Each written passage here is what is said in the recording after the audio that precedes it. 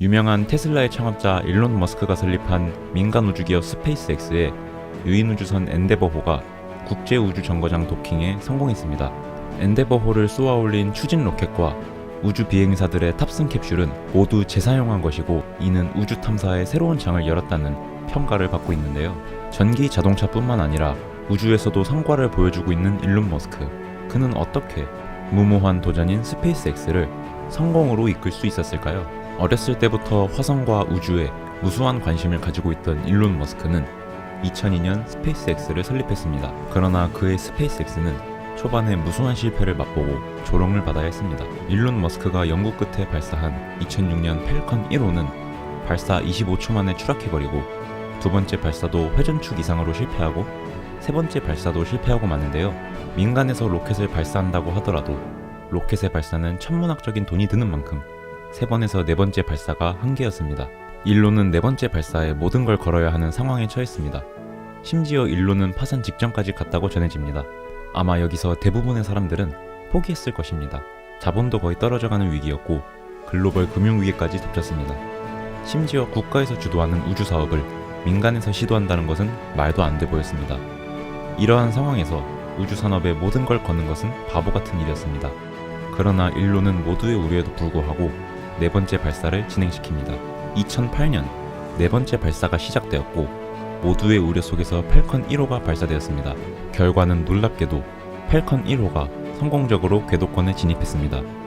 이는 모두를 놀라게 했으며 파산 직전까지 갔던 일론을 기사회생시켰습니다. 일론은 팰컨 1호의 발사가 성공으로 이루어지자 나사에게 우주 택배 산업인 상업용 궤도 운송 서비스의 승인을 받을 수 있었습니다. 발사의 성공으로 조롱을 받던 스페이스X의 위상도 변하기 시작했습니다. 일론은 이를 계기로 새로운 시도를 하게 됩니다. 바로 재활용 로켓인데요. 지금까지의 로켓을 일회용으로 쓰고 발사체를 수거하는 형식이었습니다. 만약 이러한 발사체를 재활용할 수 있다면 수많은 돈을 절약할 수 있는 것인데요. 그러나 이는 기술적으로 매우 어려운 것이었으며 지금까진 어느 국가도 해내지 못한 일이었습니다. 그러나 일론은 이를 진행시켰고, 그 시도가 팰컨 9호입니다.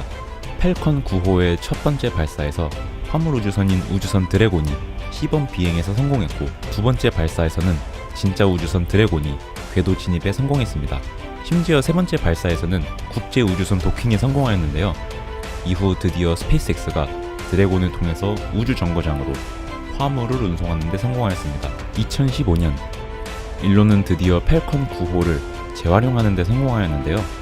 모두가 안 된다고 말하고 불가능하다고 말했던 재활용 로켓이 성공한 것입니다.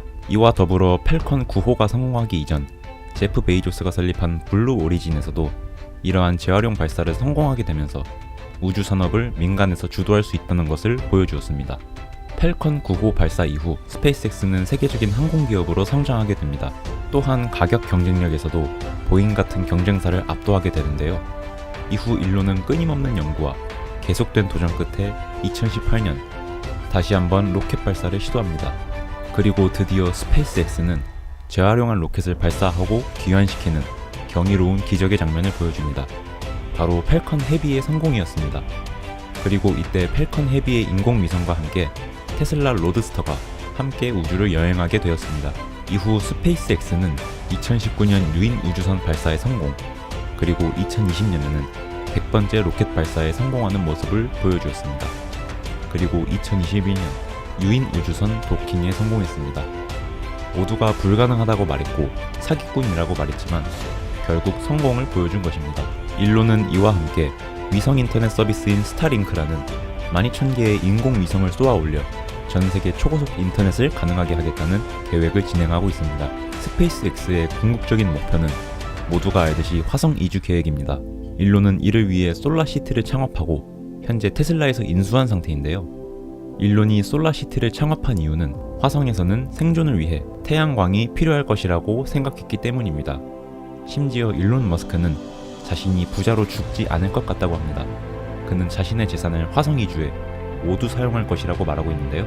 사람들이 일론 머스크에게 로켓 발사에 실패했을 때 그만두고 싶지 않았냐고 묻습니다. 일론 머스크는 자신은 절대 포기할 일이 없다고 말합니다. 많은 사람들이 이상과 꿈을 쫓는 것을 포기합니다. 그리고는 종종 이상을 향해 꿈을 향해 나아가는 사람을 보고는 이렇게 말하죠. 현실을 봐야 한다. 무모하다, 바보 같다. 그러나 이렇게 바보같이 꿈을 향해 나아가는 사람이 있고 결국 성공을 하는 모습을 일론 머스크는 보여주었다고 할 수 있습니다. 그는 어쩌면 지구 종말과 화성 이주라는 말도 안 되는 키워드를 주장하고 자신의 모든 것을 꿈을 위해 내던지고 있습니다. 일론 머스크가 성공을 이루어낸 이유는 똑똑해서나 사업 수완이 좋아서가 아닌 자신을 믿고 꿈을 향해 질주했기 때문 아닐까요? 현실은 당장 이상을 따라가지는 못합니다. 그러나 언젠가는 이상이 현실이 되고 맙니다. 그리고 많은 사람들이 이상이 현실이 되었을 때 과거에 포기하고 기회를 놓쳤던 것을 후회합니다. 자신을 믿고 있다면, 원하는 게 있다면 주변을 신경 쓰지 말고 한번 질주해보는 것은 어떨까요?